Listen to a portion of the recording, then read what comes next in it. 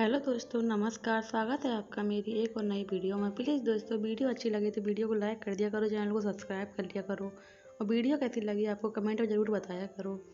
शहर वालों के भी खर्चे होते हैं। ये क्या छोटी बहू, मैं क्या सुन रही हूँ? तुमने दिनेश की पढ़ाई शहर में अपने घर पर रखकर करवाने से इनकार कर दिया। भला ये भी कोई बात हुई?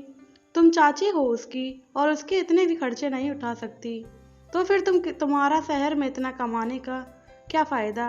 इतने पैसों पर क्या सांप बनकर बैठोगी जो बच्चे की पढ़ाई की दुश्मन बन गई?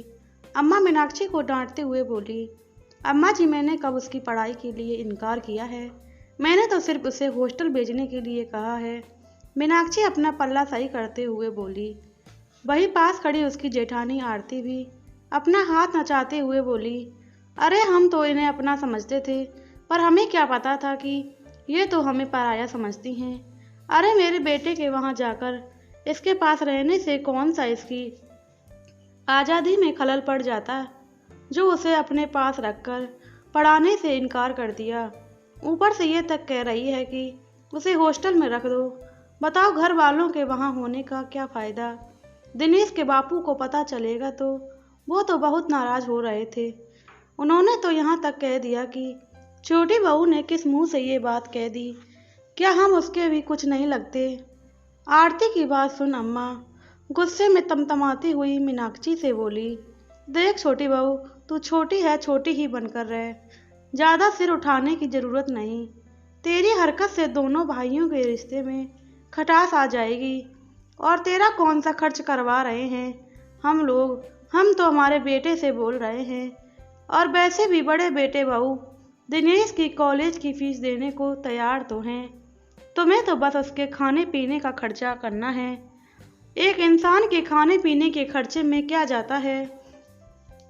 अम्मा जी, सिर्फ खाने पीने की बात होती तो बात अलग थी। पिछली बार सुरेश को भी हमने रखा था, पर उसके बाद क्या हुआ? भाई साहब ने तो सिर्फ कॉलेज की फीस दी थी, पर कोचिंग का खर्चा, कॉलेज तक आने जाने का खर्चा, कभी किसी किताब की ज़रूरत पड़ रही है तो कभी किसी चीज़ की, कभी कॉलेज के सेमिनार में बाहर जाना है तो कभी कुछ और।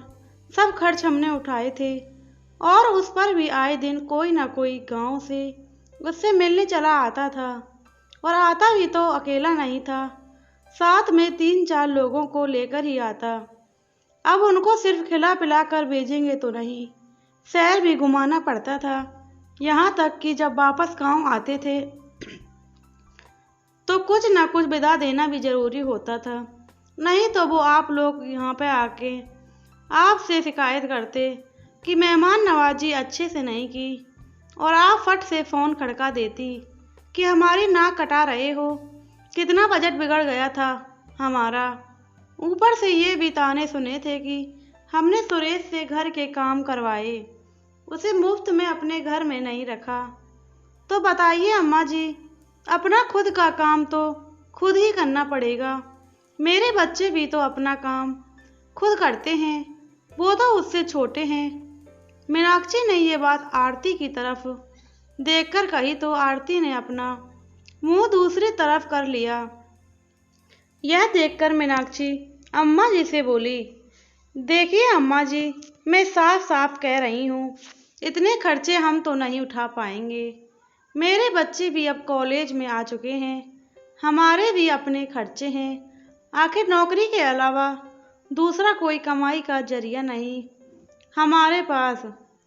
मीनाक्षी के इतने लंबे चौड़े भाषण को सुनकर अम्मा चिढ़ते हुए बोली, अच्छा, तुम दोनों पति पत्नी मिलकर कमाते हो, फिर भी हमेशा खर्चे का ही रोना रोते हो।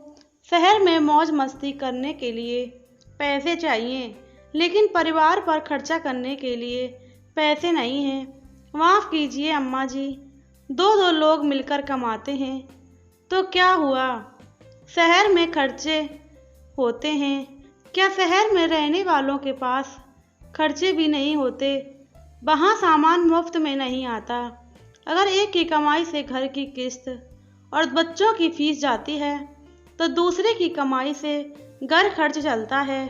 हमें तो हर चीज़ मोल खरीदनी पड़ती है, यहाँ तक कि पानी तक भी मुफ्त नहीं है। मीनाक्षी ने कहा। तो आरती चिढ़ते हुए बोली, अच्छा, आज घर खर्च की बात कर रही हैं, तो हम भी बता दें कि हम भी कोई यहाँ मुफ्त में नहीं रहते, हम भी खर्चे करते हैं। ऊपर से तुम तो शहर जाकर बैठी हो, सारी रिश्तेदारी के अंदर लेन देन तो हमको ही करना पड़ता है। हाँ भाभी जी, लेन देन में सिर्फ लेना आपको करना पड़ता है, देने के मामले में तो बराबर हिस्सेदारी होती है।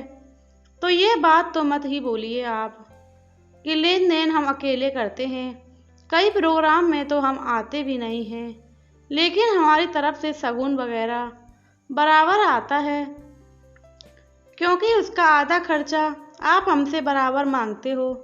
मीनाक्षी आज बराबर जवाब दिए जा रही थी। यह देखकर आरती चिढ़ते हुए अंदर चली गई।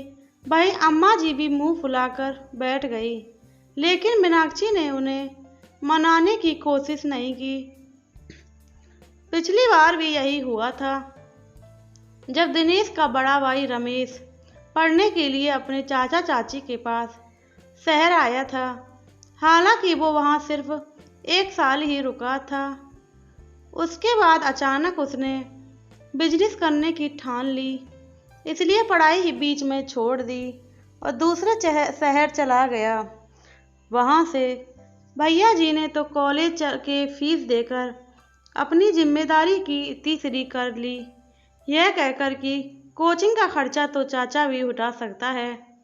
आखिर इतना हक तो बनता है उस पर ही बनता है, पर उसकी कोचिंग की फीस, आने जाने का खर्चा, खाने पीने का खर्चा, पॉकेट मनी, सब खर्चा मीनाक्षी और रमन को ही उठाना पड़ा था।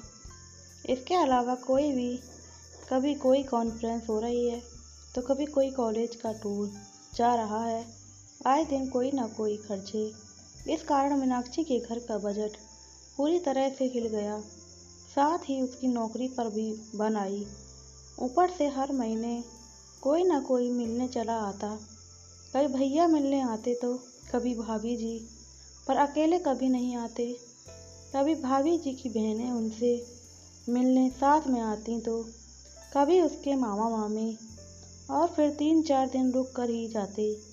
उस दौरान मीनाक्षी को अपने स्कूल से छुट्टी लेनी पड़ती, क्योंकि उसकी मेहमान नवाजी के लिए तो उसे ही घर पर रुकना पड़ेगा। अब उन्हें शहर ना घुमाए तो भाभी जी का मुंह बन जाता, मुंह पर कहने से भी गुर्जे नहीं था।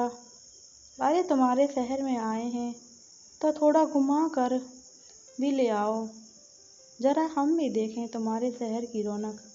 इसलिए मीनाक्षी के साथ साथ रमन को भी छुट्टी लेनी पड़ती थी।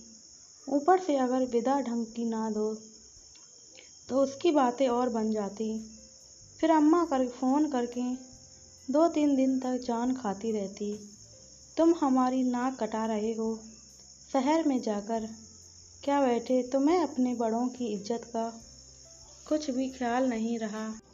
अरे इतना कमाते हो, थोड़ा बहुत किसी को दे दोगे तो कुछ कभी नहीं पड़ जाएगी तुम्हारे खजाने में, और तुम्हारे पास नहीं है तो मेरे पास से ले जाया करो। अभी तक तो मैं जिंदा हूँ, इतने से तो मैं भी तुमको दे दूँगी। इतना सब कुछ होने के बावजूद भी सुरेश ने बीच में अपनी पढ़ाई छोड़ दी, तो बदनामी भी उन्हीं लोगों की हुई। गांव में सब तरफ भाभी जी ने यह बात फैला दी कि सुरेश ने पढ़ाई इसलिए छोड़ दी क्योंकि चाची उससे घर के काम कराती थी, इसलिए वो पढ़ाई ढंग से नहीं कर पाया। अब जिंदगी में कुछ तो करना ही था, इसलिए व्यापार कर रहा है। सुनकर मीनाक्षी को बहुत बुरा लगा था। उसी समय उसने ठान लिया था कि अगर अब भाभी जी ने अपने छोटे बेटे दिनेश के लिए कहा तो वो पलट कर जवाब दे देगी, और आखिर आज वही हुआ। उसने पलट कर इनकार कर दिया, तो बस इसी बात को सब ने पकड़ लिया। फिर थोड़ी देर बाद रमन और बड़े भैया घर पर आए, तब भी अम्मा मुंह फुलाकर बैठी हुई थी। जब रमन ने इसका कारण पूछा तो अम्मा गुस्से में ही बोली, तेरी पत्नी की हिम्मत कैसे हो गई दिनेश को वहाँ रखकर पढ़ाने से मना करने के लिए? आखिर तेरे ऊपर उसने कैसे निर्णय ले लिया? अपनी पत्नी को थोड़ा दबा कर नहीं रख सकता। आज अपने ससुरालियों के लिए निर्णय के बीच में बोल रही है। तुम दोनों भाइयों के रिश्ते के बीच में खटास पैदा कर देगी। अम्मा की बात सुनकर रमन समझ गया कि आखिर क्या बात हुई होगी। तभी बड़े भैया बोले, रमन, तुझे नहीं लगता कि तूने तेरी पत्नी को बहुत ज़्यादा छूट दे रखी है? उसने बड़ी ही विनम्रता से भैया से कहा, भैया जी, मेरी पत्नी मेरे साथ कंधे से कंधा मिलाकर चलती है। जब घर के खर्चों में वो बराबर मेरे साथ खड़ी है, मेरे घर को बनाने में वो मेरे साथ खड़ी है, तो उसको दबा कर रखना ये तो मेरी बेवकूफ़ी है। मैं इस पर विश्वास नहीं करता। फिर अम्मा की तरफ मुंह करके बोले, अम्मा, मैं और मीनाक्षी घर कैसे चलाते हैं ये हमारा ही जी जानता है। कितनी मेहनत करते हैं हम दो लोग। हम कोई अमीर घराने के लोग तो हैं नहीं, मध्यम वर्ग के परिवार के लोग हैं। क्या हमारे खर्चे नहीं होते? नौकर चाकर रखने की हमारी औकात नहीं। हम और हमारे बच्चे मिलजुल कर घर का काम करते हैं। कल को हमने दिनेश को भी परिवार का सदस्य बनाकर मिलजुल कर काम करने को कह दिया तो ये बदनामी हो जाएगी कि हम उससे काम करवा रहे हैं। और यदि कल को ये भी अपने बड़े भाई की तरह निर्णय लेकर बैठ गया कि मुझे बिजनेस करना है, तो भी फिर हम गांव भर में हमारी ही बदनामी होती है फिरेगी कि हमने उसे पढ़ने से रोक लिया। अब दोबारा हम बदनामी सिर पर नहीं लेंगे। मीनाक्षी गलत नहीं है, इसमें मैं भी उसके साथ हूँ। आपको दिनेश को पढ़ाना है तो हॉस्टल में डाल दो और अपनी जिम्मेदारी पर पढ़ाओ। कहते हुए रमन ने हाथ जोड़ दिए। रमन से इस तरह की उम्मीद किसी को नहीं थी। उसका कड़ा रूप देखकर अम्मा हैरान रह गई। आखिर रमन के आगे तो किसी की ना चली और सब चुप रह गए। आखिर दिनेश ने हॉस्टल में रहकर ही पढ़ाई अपनी पूरी की। ये अलग बात है कि रमन बीच बीच में उसे हॉस्टल जाकर संभाल आता था और कभी कभी वीकेंड पर वो अपने चाचा चाची के घर आ जाया करता था। प्लीज़ दोस्तों, वीडियो कैसी लगी कमेंट में ज़रूर बताएं। चैनल को सब्सक्राइब करें, वीडियो को लाइक करें और शेयर करना बिल्कुल ना भूलें।